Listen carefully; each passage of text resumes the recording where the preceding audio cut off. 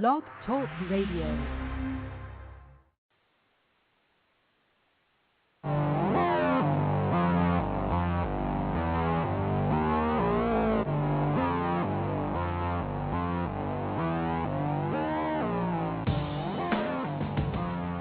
Welcome to Blog Talk Radio's The Incoherent Ramblings of C&E. Christopher and Eric are your hosts, coming to you live from Greensboro, North Carolina, as we do every Thursday from 6 to 7 p.m. Eastern Time.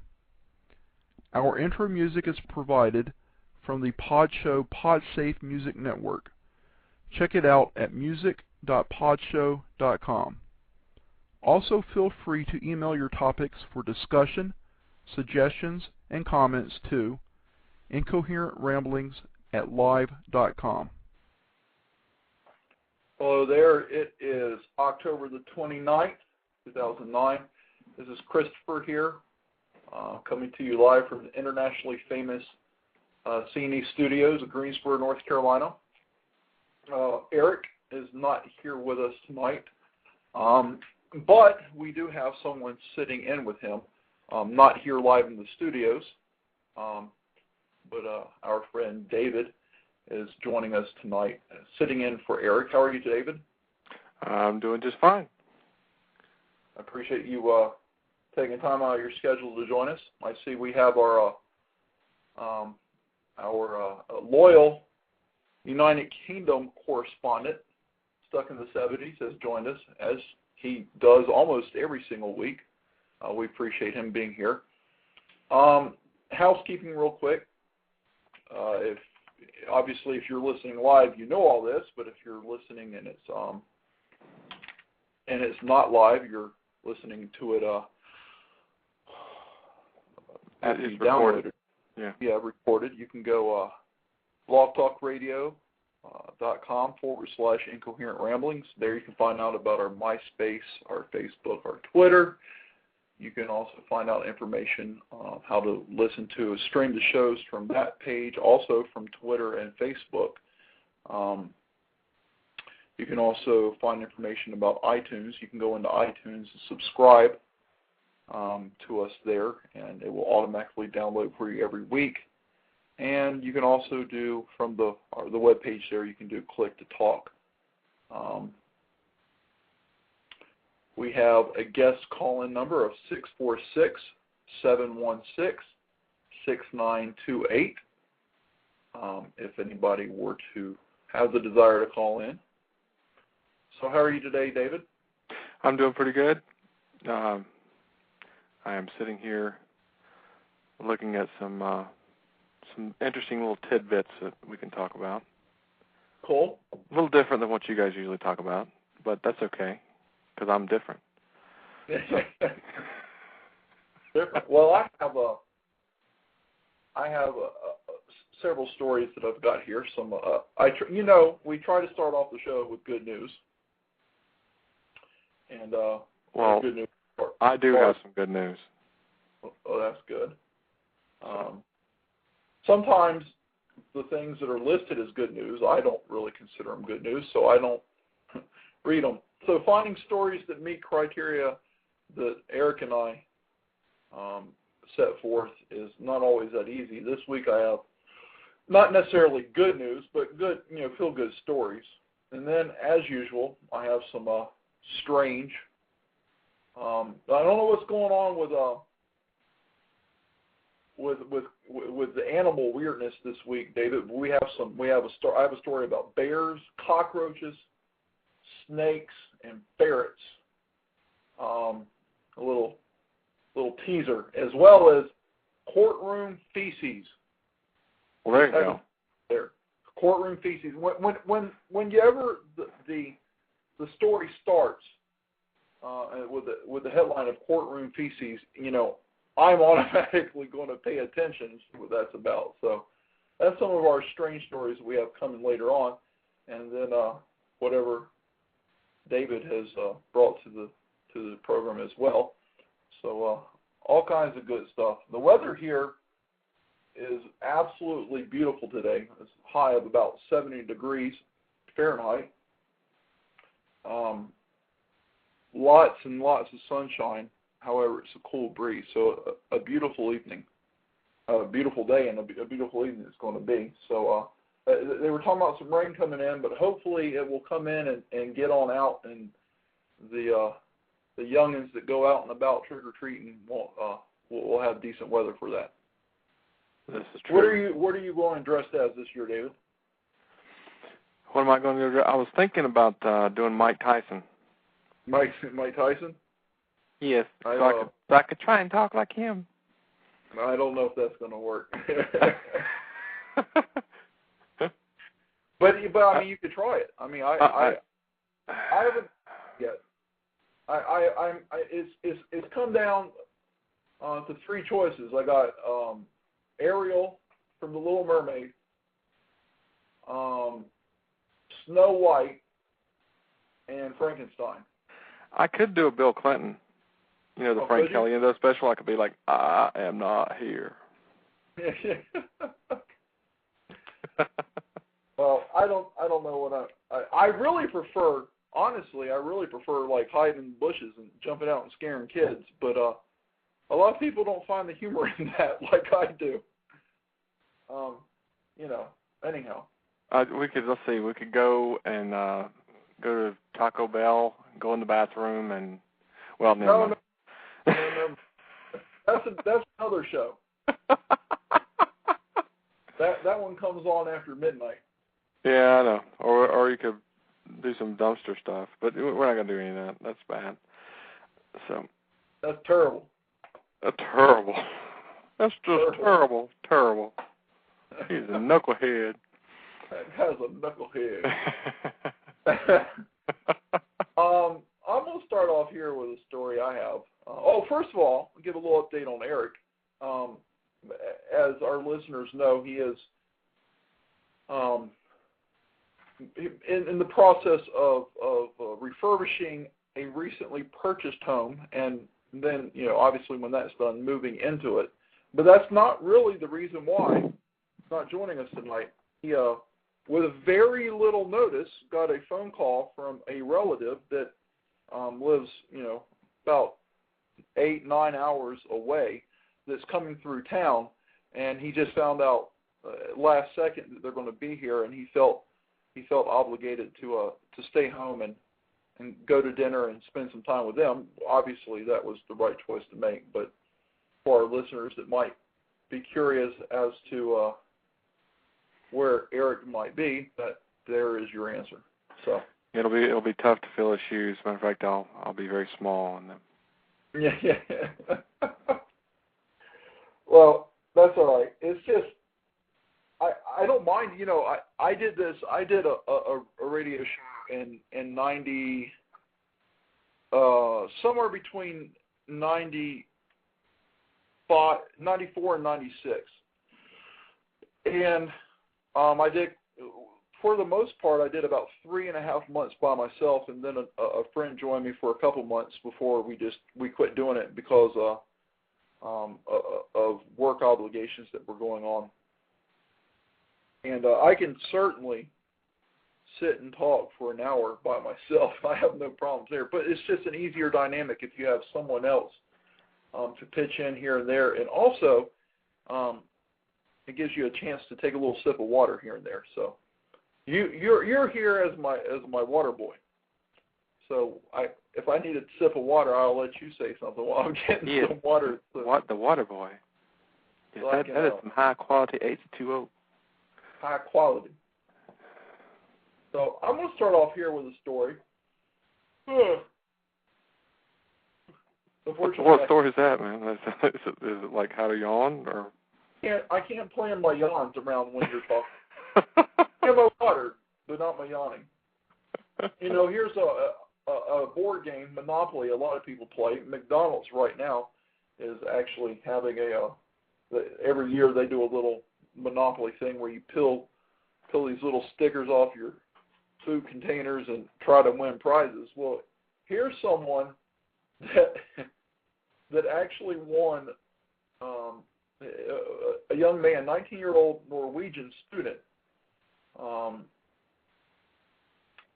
playing at a Monopoly World Championship tournament, like playing Monopoly, the game, but for actual real money. And all in all, he won the equivalent to $20,580. I thought it was kind of a neat story. And I noticed in here he did purchase. He actually had land. Let's see here. He captured the title on Thursday when the battleship token of 25-year-old Jeff Christopher of New Zealand landed consecutively on Pacific Avenue and North Carolina Avenue, and he couldn't afford the combined rent. So basically, by this guy landing on North Carolina is what caused this other young man to win. I just thought it was kind of funny because it's a fun game. You don't play it often because sometimes it can take about 3 hours or 4 hours. But that's true. So they sat down instead of the Monopoly money, they had real money? No, not real money. They were playing Monopoly, but the winner gets, I guess what you do is you get the equivalent to the money that you won in the game in real money. I thought that was kind of a neat idea. You know, if you're into board games, you're sitting there playing a game you like anyhow, and then win $20,000. Wow, maybe we should have a $20,000 cacao prize. A rook tournament. Yes.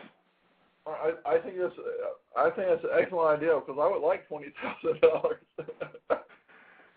Yeah, but there'd have to be somebody that watches the game to make sure people aren't cheating. So. Oh my goodness. I'm not sure about that, but you know. Are you?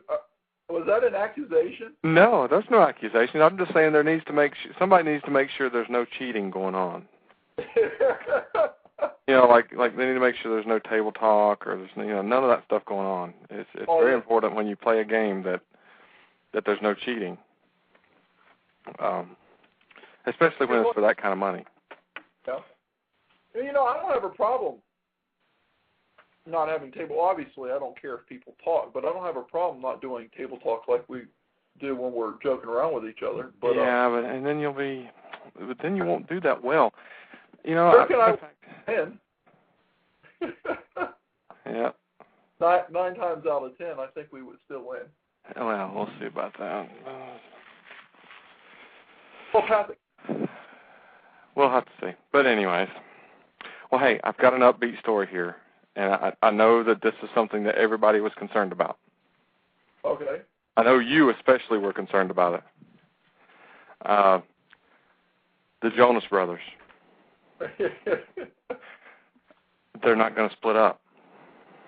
Well, most of my life revolves around my concern for the Jonas Brothers, to be honest with you. Well, I knew that. And I know that you were kind of excited that Nick Jonas was forming a band, called Nick Jonas in the Administration. Oh, okay. And I know you were looking forward to the first album so you could buy it. I have the T-shirt. Well, they started out with the T-shirts, yeah, but they are staying together. The rumor is false that they're going to be splitting up. Just because he started that band doesn't mean that they're splitting up. So the Jonas Brothers. This is what you're telling me is they're actually staying together as a band. They're going to stay together as a band. That is awesome news. Yep. I'm glad you brought that story to us because it has been a major concern of me and I'm sure most of our listeners. Yeah, here's a quote from Nick Jonas. He says, we said from the beginning that our career as the Jonas Brothers, that anything we do outside of this group is a side project because we can't break up the brothers. Oh, yeah. Just wait until they get a little older. I'm going to show my ignorance here. I'm really not sure who the Jonas Brothers are, but I have heard mentioned. Well, they're kind of like the Backstreet Boys, except they're the new ones. But aren't they a little bit more like popish, like bubblegum, whereas Backstreet Boy was a little bit more like a little bit more kind of R&B and a little bit more raw? Well, I don't know. How do you know all that when you said you never heard of them?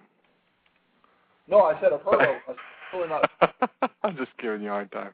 I think where I saw them, and to be 100% honest, I think the only time I've seen them was I was in the theater. It may have been with you, as a matter of fact, you and Eric, and there was a preview for the Jonas Brothers movie or documentary or something.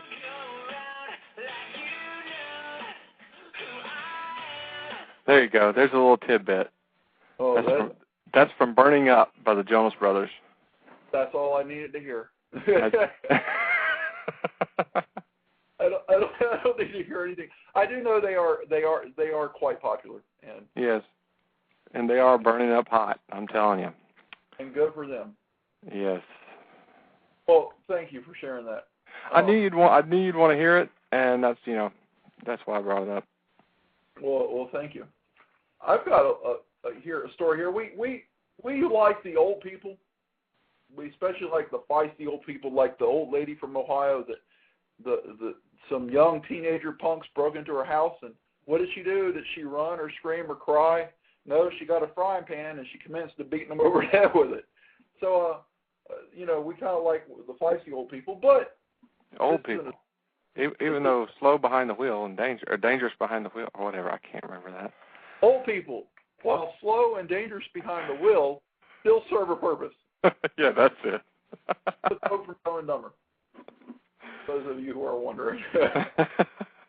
Here is an older lady who is her husband passed away from Alzheimer's, and in his honor, she's been walking around the lake at the Alzheimer's Center where her husband stayed in Colorado. This comes from Colorado Springs. 88-year-old woman walks laps around a nursing home in memory of her deceased husband, has hit a major milestone, 10,000 miles. Martha Michael walks laps daily around the lake at this Alzheimer's Center. Michael started walking the lake with her husband, who was a patient at the center. After he passed away in 1998, Martha kept up walking in his memory. The two were married for 56 years and enjoyed hiking Colorado peaks until he got too sick. She keeps meticulous records of her walks around the lake, and on Saturday she hit 10,000 miles. That's about the same as walking across the United States 3 times. I thought that was a neat story. I don't know if I could say I've walked 10,000 miles in my life. Probably have, but nonetheless, since 1998, she's walked the equivalent of walking across our country 3 times. And I thought that was pretty good. And being that she keeps so active and keeps such meticulous records, it's probably a very good exercise, not only physically, but mentally. Maybe it'll keep her sharp. And they say that they don't know a lot about Alzheimer's disease, but they do know that they are showing research that if you keep mentally active, crossword puzzles, Sudoku, things such as that. Sudoku is an awesome game. You should play it. Yes, let's not talk about it. I don't understand that game. Well, maybe that's because you got the early onset of Alzheimer's and you just don't know it.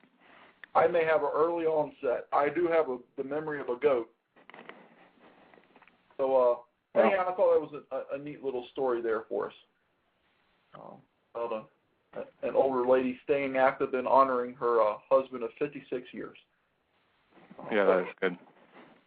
Someone told me, it was either you or Eric, a remarkable, a husband and wife were celebrating their 80th anniversary. Was that you?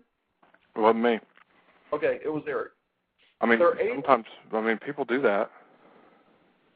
I mean, that's not usual for people to be married for 80 years. They both got married in their mid-teens, and I think one was like 98 and the other was maybe 96. I think what makes it unusual is for both people to be alive when they're in their 90s. Right. That's what I mean. Yeah. And to have been married early enough to be able to do that. I think that was a neat story too. But do you have another little tidbit for us? Well, I do. It's kind of political.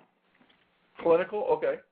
Yeah, I was reading this. It's, the headline says, Sting says that Obama was sent from God to fix mess. Oh, yeah. And, Sting, I just love Sting. I don't know if you've ever heard me talk about how much I just love his music and just everything that he's about. But he added that I can't think of anyone better qualified because of his background, his education, and particularly his regard to Islam to lead this country. Oh. Well. So, Mr. Gordon Matthew Thomas Sumner, I guess, chiming in. Yes. It's very important that he gets to chime in on our president. I don't even think does he even live in the United States? I am fairly sure he still, pretty sure he still lives in the United Kingdom. Oh my goodness. Here's now wait a second. We got breaking news right here. Breaking news? Are we breaking news on the show? Breaking news, yeah. Better than breaking.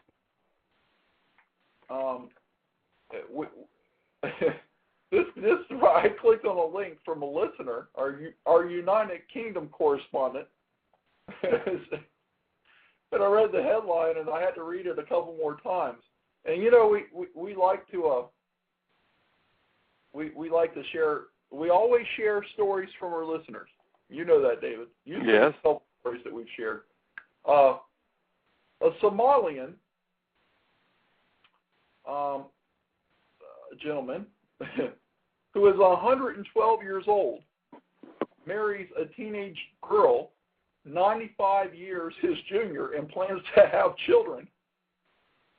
All right.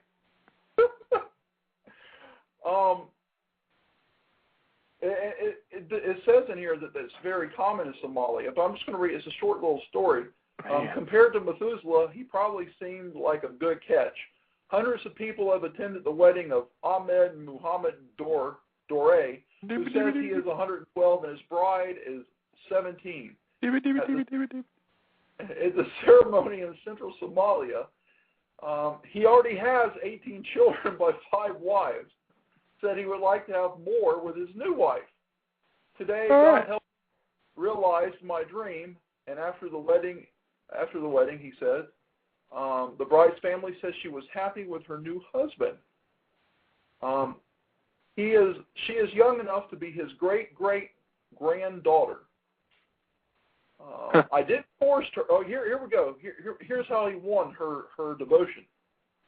I didn't force her, but used my experience to convince her of my love, and then we agreed to marry. His experience. Yeah, is this guy like loaded? If he's 112, he's definitely experienced. But does he have money? I don't know. Is she going to inherit like the kingdom or something? Is that why she did it? This is his sixth marriage, and three of his wives have passed away. You said this is his sex marriage? That's what. Well, she's 17. Well, that's true. Well, why else would he be marrying a 17-year-old? In America, I don't think you get away with that. Well, if you have parents' permission, you could. Parents' permission, yeah. Of course. So, I would hate to read the headlines. Huh? I'd hate to read those headlines in America. Oh, boy. So that's a good story. We could say good for him. If he's planning on having children and he's 112, I definitely say good for him. Yeah. I mean, I guess, I don't know. I guess he pays a lot of money to the makers of Viagra or something. Or maybe he don't need it. I don't know. I'm thinking he doesn't need it. Well, probably not. He probably eats good. Lots of exercise. It's right to be 112. Yeah.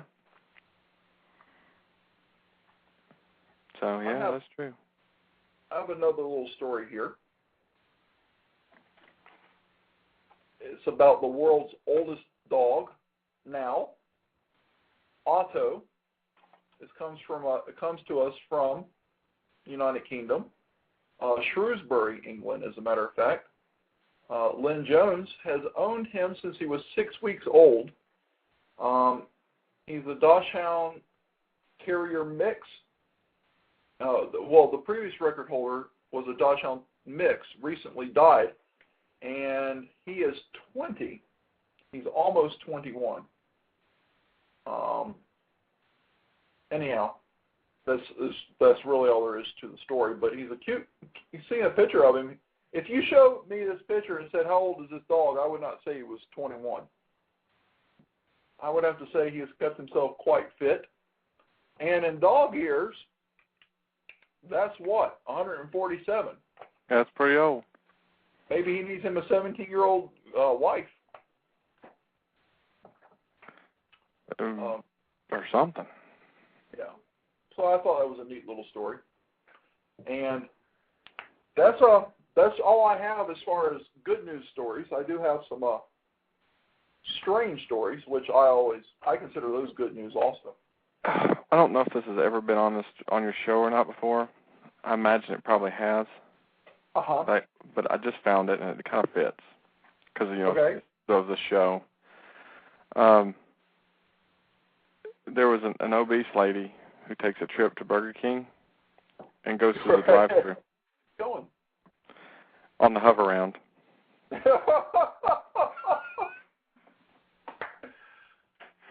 But before you share the story, we have to give a little clip to our unofficial sponsor of the show, our unofficial mobility experts. Hey, Bernice and Joy, tell everyone which power wheelchair got you to the Grand Canyon. Hover round. Now I'm free to see the world. With a hover. There we go. Okay.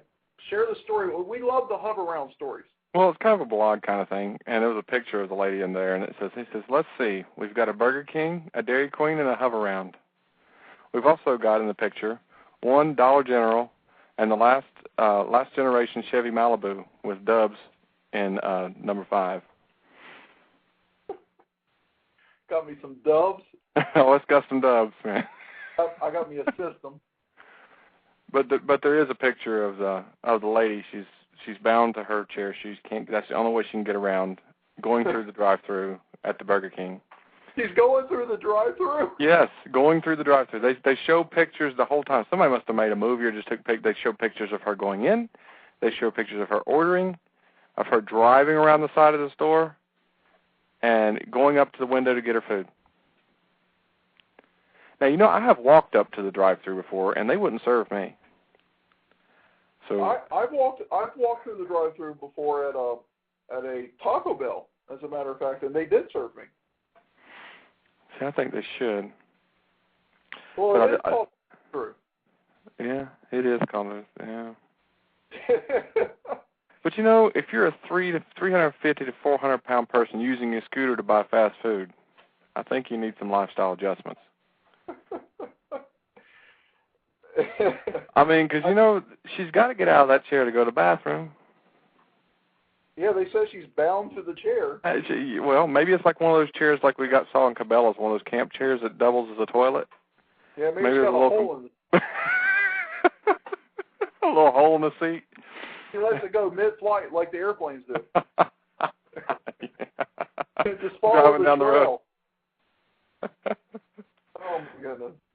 Oh, man. But, no, I couldn't get over that. I was like, that's kind of interesting. That definitely sounds like a story we would have on the show. See, you say you're going to be different, but you're bringing something to the table that Eric would usually do. Yep. He goes out and searches for mobility scooter stories every week. Yeah, and then somebody commented on the thing and made a little joke. They say, your mama's so fat, when she takes one look at Burger King menu, she says, yep, that'll do. Oh, boy. Oh, but anyhow. Well, I have a story here. You know, we go camping. We talk about our camping trips here on the show, and for those of you who have heard us, we've often mentioned David, and the David that is sitting in for Eric tonight is the David that we are discussing. And when we go camping, we know that if you have to put your food up at night. You can't, if you leave your food out in your shelter, it will be gone the next day. The bears will get into it. And if they you might be gone the next day. You might be gone. If they leave anything behind, what they do leave behind, if they do, the raccoons will come in and do the cleanup. So you'll be left with no food, and possibly no limbs. But you just know you have to put your food up. But there are occasions when the food isn't even safe inside your vehicle. Well, this comes to us from Yosemite National Park in California. What's bigger than a picnic basket and even better than one in the eyes of black bears that live in Yosemite? A study published this month in the Journal of Mammalogy says it's minivans driven by families with children who leave behind a trail of spilled juice boxes, Cheerios, and coolers. Park scientists have found that bears tore up minivans more frequently than other types of vehicles. It found that minivans represented 29% of the 908 vehicles torn into by bears between 2001 and 2007, even though they only made up 7% of the cars that visited. The researchers investigated the relationship after noticing that bears seem to target that type of vehicle. So none of us in our camping crew tapes a minivan, and maybe we should keep that in mind. I was just saying it's a good thing nobody has a minivan. Of course, you know, right. Eric there for a while really had a close resemblance to one.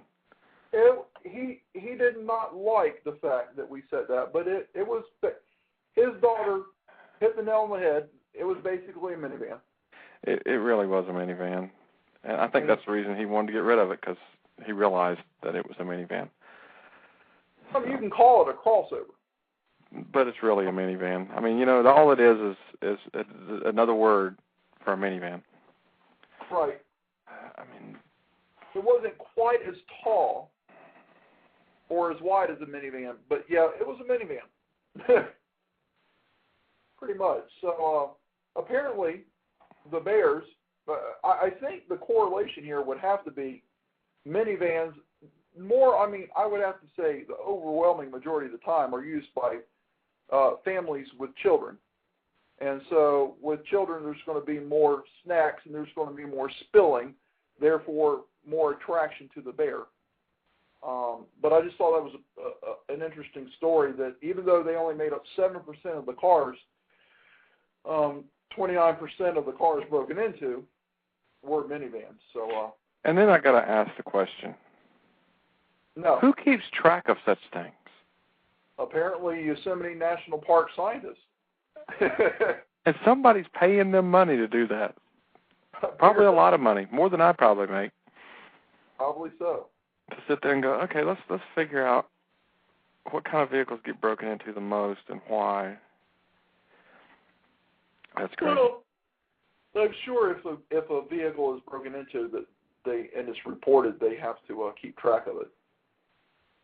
And so they probably just do the little extra work. You know how scientists like to come up with different ways to track everything and percentages and whatnot. Right. Oh, I heard a story today. I thought it was kind of funny. At the Cheesecake Factory in Arizona, there was a man who is suing the Cheesecake Factory because he was abused. And well, what happened? He had just been promoted to the expediter. You know, the guy. He went from waiter to expediter. He makes sure all the food's right on the plate and everything before it goes out, and sometimes brings the food to the table. And kind of like the guy that brought my food to me the other night at TGI Fridays. He goes, "Who had this? I'm not sure what this is. It's new," and just threw it in front of us. But anyhow, I just thought that was kind of funny too. The guy said that he would go back, and the guys in the kitchen would call him back there to say, "Hey, we got to do something." They would kill the lights. There was 5 guys. One would grab each leg. One would grab his arms. And they would have their way with him without disrobing him. Oh, my goodness. And the manager, when it was commented on why he was suing, goes, yeah, I saw it happen one time. I told them if they did it again, I was going to, I warned them that they'd be fired. Well, the guy was going to take him to court now. He's suing Cheesecake Factory. Says the general manager had watched a couple times and just laughed along with it. So what really makes this story even worse, I mean, I think it's awful that they did that. The guy said that this had happened 20 times. Oh, my goodness. What idiot is going to keep going to work where this perverse behavior is happening to you and you're getting abused 20 times? Right. Does I don't he give know. his age? Was he I young? I think he was only like 23 years old. Well, I just impressionable. Yeah, but still, 20 times? I think I would have called the police the first time. It's 20 times. Right. It would have taken me like I said, with me once. Some people may have been more tolerant. Even the most tolerant people probably would have been like 3 or 4. That's okay, I'm done with this. You know, the thing that's kind of interesting here, I mean, this should be a fairly easy lawsuit because the manager doesn't deny it. He said, yeah, I knew it was going on. Well, the manager should be fired because any manager that witnesses that type of activity that says it sees it happening and says, don't let it happen again, if so, I'm going to fire you, he should be fired because he should have fired all of them immediately. Oh, I agree. I mean, without question, if he had to shut down the restaurant or quit seating tables for the night, you know, because losing 5 people at one time would be, you know, difficult. But I mean, he should have fired them. He should have went and called 911 and had them arrested, and obviously fired them in the process. So, yep. Wow, yeah, but you have to wonder why this kid allowed this to go on for 20 times, but we don't know his background. In fairness to him, he could have been through some kind of trauma or whatnot when he was younger that maybe it just didn't click to go ahead and put his foot down. Who knows? Yep. You know, they said something about the extra mayonnaise at that restaurant. On pretty much all the food. Yeah. Yeah. Okay. Yeah. Anyhow, let's get over here to this story. Well, you know, there was 10 cooks and the dishwashers would shut out the lights. That's what I'm reading here in the story. So this guy's alleging sexual harassment. But that sounds like sexual harassment to me. It does too. I mean, I'm agreeing with you here. Having me in the dark. I mean, if it were Megan Fox, I don't know if I would complain. But I mean, personally. Yeah. Well, here's something that I find. I'm just going to go ahead and say I find it disturbing. It's not disturbing like the story you just shared. You know what? Time out. I have to take a step back here. I was like, am I going to bring this story up or not? And I finally said no, but because you just brought that one up, I'm going to. This is a little bit darker than I care for. So I bring the darkness to the show. Apparently. So I don't watch news, but I if it's something monumental, I see it either on my phone or on the internet. And I was reading this story. Apparently, this past weekend, somewhere in Los Angeles, there was a high school homecoming dance, and this young lady, I think she was 15 years old, was raped by a whole bunch of people, and the police officers are looking to arrest up to 20 people. I think 10 people were involved, and at least 10 other people or more were just watching. And in California, it is against the law to witness any kind of attack or sexual abuse and not call the authorities, call 911, or go out and seek some kind of help. But because the majority of these kids were under a certain age, they can't be charged. So apparently the law is only applicable if you're like X or older, and these kids were not. But the thing that really disturbed me about it was there were some people watching, and like if when there was a fight in school and you were close to it, you get closer. Yeah. If you weren't close to it and it was down the hall, when you hear what's going on and people will start saying, blah blah blah, you kind of run off to it. That's just human nature, but not for something like this. And people were running to it, like heard about it, not going to intervene or help, but going to watch and egg them on. Now, maybe it's because I'm a pretty big guy and also I'm stupid, but if I had saw something like that happen in high school, I would have grabbed a stick or a broom or something. I would have gone in there and I would have started cracking heads. Personally. Yeah. Right now, at the age that I am, I would do that. It wouldn't even think of my own interest at the time, but people were just watching. So, and this is the same thing with the story we had a couple of weeks ago with the young man that was beat to death in Chicago, and everybody's tight-lipped. Nobody wants to go to the popo. I don't have any tolerance for that. If you have any insight on that young man's death or this young lady's rape, by all means go to the police and quit being an idiot. There we go. There's my social commentary. All right. I agree, though. That really upset me when I was, that it happened in the first place, but then people are not coming forward to give the police the information they need. But they do have a few people in custody already, and they believe they have who is believed to be the original instigator. So, of course, he'll probably get a slap on the hand, or Jesse Jackson will intervene because Jesse Jackson's an idiot. But I think he should be hung, personally. I don't have any tolerance for that behavior. So, end of rant. I'm going to go on to something else. This is a disturbing in a different kind of way. This comes to us from Lansing, Michigan. If you have a weak stomach, you may not want to listen.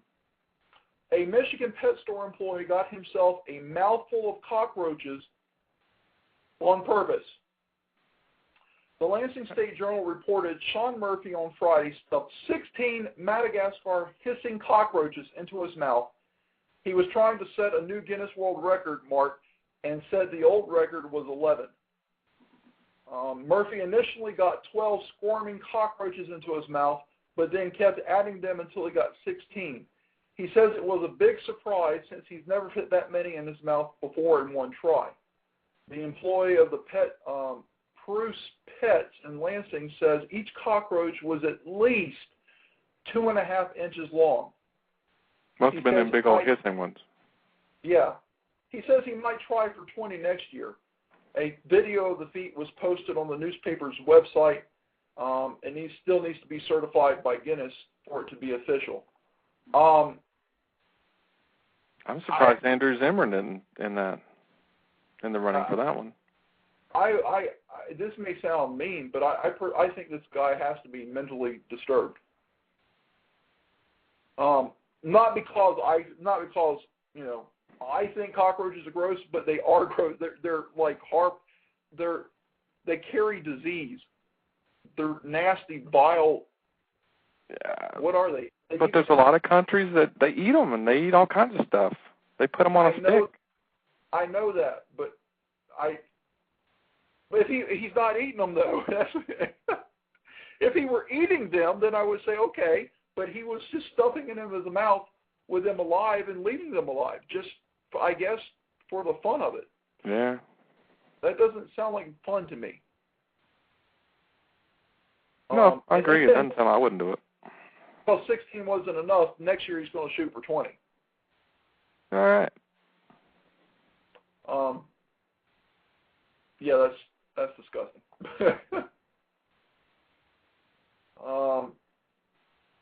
Do you have another story for us? I do not. I am kind of out. I did not have a lot of time to get my stuff together. That's well, I did come to you late in the day, so this was kind of thrown together. But I mean, Eric and I. Actually, I do have one story that I heard about that I really thought was outlandish.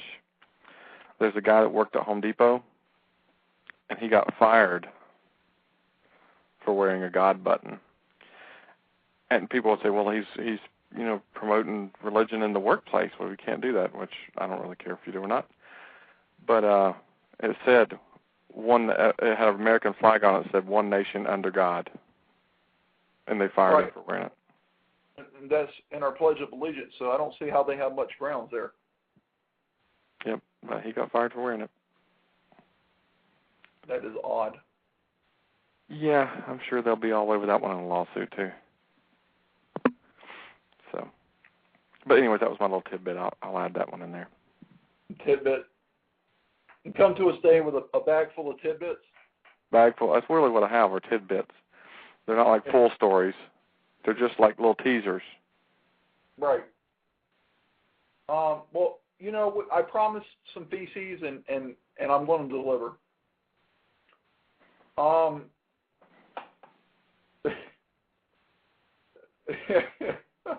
Okay, deliver the feces here.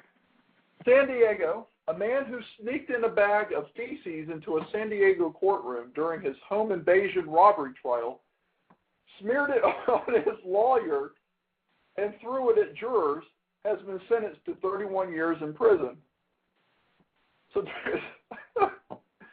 Superior Court Judge Frank Brown on Monday sentenced Woosie McGowan. Did you say his name's what? Woosie? Yeah. Man, boy, his parents thinking. Burglary and 2 assault charges stemming from the feces flinging incident during his January trial. McGowan, whose attorneys say suffers from mental illness, you think? No. Had missed trial because he believed jurors had seen him in restraints when he entered the courtroom. Several days after his request was denied, McGowan pulled out a bag of excrement he had hidden in his clothing, rubbed it on his lawyer, and tossed it at the jury, hitting one of the jurors. Like in the face? It doesn't say. Probably was. He smeared all over his attorney. I mean, couldn't he just fire him? Yeah. I don't know. I mean, obviously, there was some robbery, there was some burglary in there, but then he decides to go ape and start throwing poop on people, and gets himself 31 years in the pen.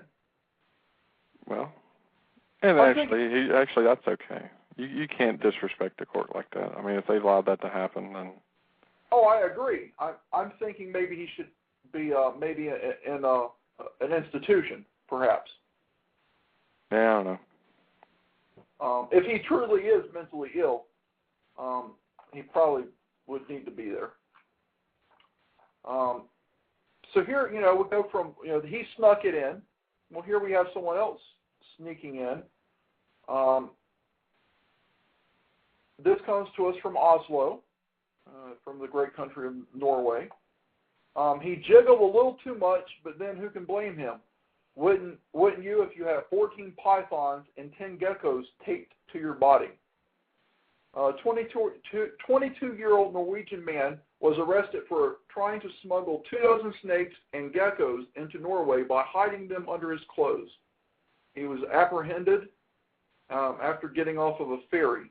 And I'm not trying to besmirch these people by not saying the names of the towns, but I don't think I can. Customs agent Helge Breelid said the man had 14 royal pythons and 10 albino leopard geckos under his clothes. They realized quickly he was smuggling animals because his whole body was in constant motion. Non-venomous snakes, the smallest in the python family, were hidden in stockings duct taped to the man's abdomen. The geckos were in bins taped to his thighs. And it goes on to say that they also discovered a tarantula in one of the man's bags. He had all these 14 stockings and one for each snake taped around his torso. When the man dropped his pants, the officers found 10 cans taped to his legs, each containing a lizard. Reptile smuggling is not uncommon in Norway, which prohibits people holding reptile species as pets. The police say you can't have any reptiles as a pet in Norway. That's what it says.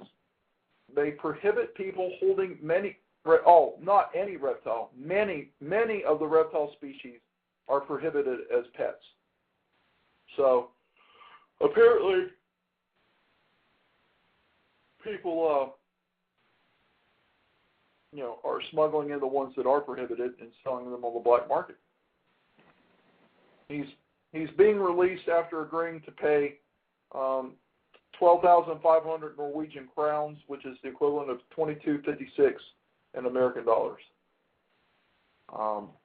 And they've been handed back over to a firm to figure out what to do with them. And, tarantulas, aren't they, extremely poisonous? Not all of them. No? A lot of people have them as pets. They do all of them have those big old fang things on the front. When I lived in New Mexico, I mean, those things are huge. I mean, you would dodge them when they were walking across the road because they would just leave such a splatter. Because they're so big. Yeah, I'm looking at them on the web right now, and they really do freak me out. Oh, yeah. I've never seen one in person that wasn't in captivity. If I ever actually saw one out in the wild like you're talking about, I don't know. That would freak me out. Well, it was really weird because they were only at certain places. I mean, I never saw one down in the valley where I lived, or they call it the basin, the Tularosa Basin. I never saw them down there, but it was like you went up in the mountains. It was like at a certain altitude, on your way up to the top of the mountains, you'd see them. Like there was a dirt road you could take up, and there'd be tarantulas crossing the road. It'd be like, dang, I don't want to hit that. That'd like a big old mess on my car. Yeah, and I see the poop they leave behind is up to an inch in diameter. There you go.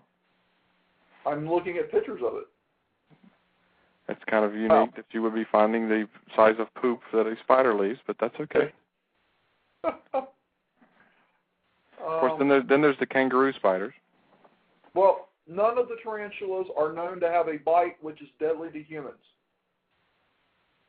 Yeah, while many species are known to be no worse than a wasp sting, some are reported to be extremely painful. So maybe they aren't poisonous as far as being fatal to a healthy human.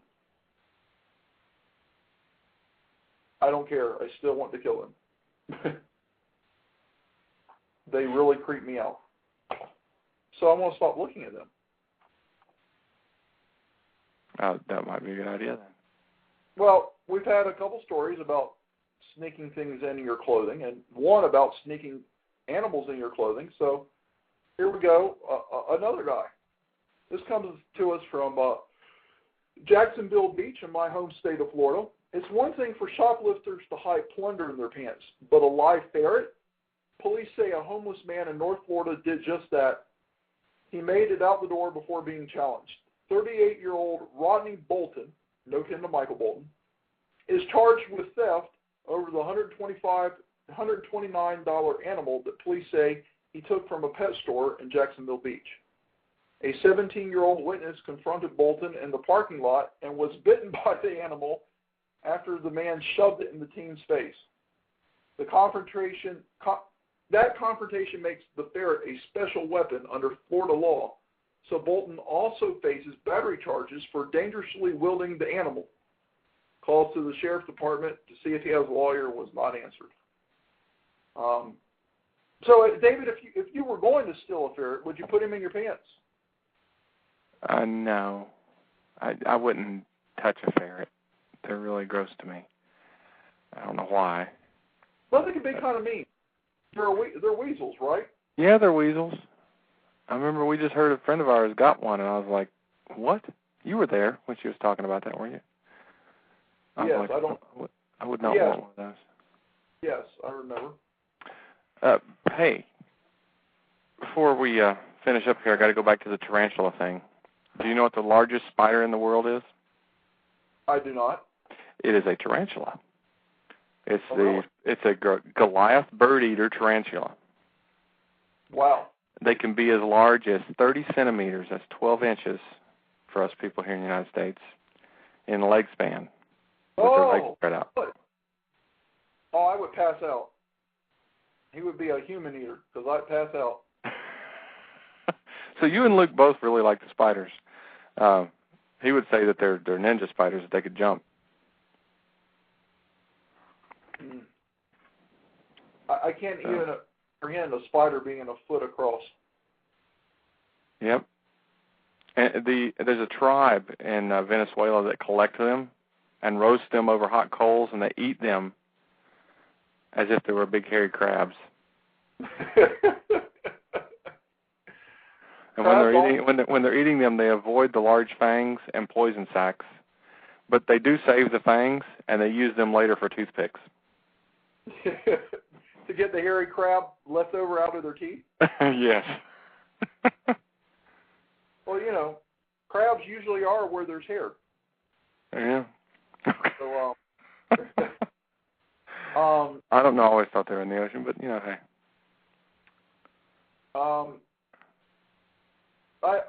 What is this, the Goliath tarantula? The Goliath bird eater. Goliath bird eater. Yep. Right here it is. Goliath bird eating. Oh, good gracious! I'm going to have a hard time sleeping tonight. Oh, that's horrible. Well, see, now the spiders don't gross me out as much as scorpions. The scorpions kind of freak me out too. I don't like the scorpions. I bet you encountered those out in New Mexico as well. Yeah, and people that lived up next to the mountains, sometimes they'd find them in the bed with them. Oh yeah, I couldn't handle that.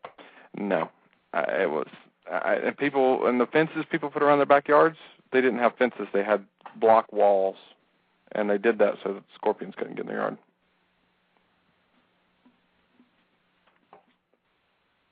Okay. So that's enough of the scorpion spider stories. Exactly. Well, we're basically out of time. We only have a couple minutes left, so I'm just going to end with my dumb crook story. Comes to us from Carroll, Iowa. Police had no trouble identifying two men accused of trying to break into an apartment. They pulled over the car matching the suspect's vehicle, and inside the car, officers found two men with their faces blackened with permanent marker. Police said the caller described two men with painted faces attempting to break into an apartment. Matthew McNelly and Joey Miller were arrested at gunpoint after officers were told they might be armed. Neither man had a weapon. They were charged with attempted second-degree burglary. Both men were released after posting bond. They have a picture of these guys. So you get a 911 call. Someone's trying to break into my house. They got black face paint on. And these guys took like a Sharpie or a Marks-a-Lot black marker and scribbled all over their face, David. And if you could see the picture, you would be laughing because here's grown men with what looks like a prank college, like you fell asleep and someone put drew on your forehead or shaved your eyebrows off. That's what it looks like. Either that or a 4-year-old kid scribbled on their face. And that's how they were hiding their identity. There you go. Because nobody would be able to check you out if you know who you were if you did that. I mean, obviously if you have Sharpie mark all over your face, nobody would be able to identify you, right?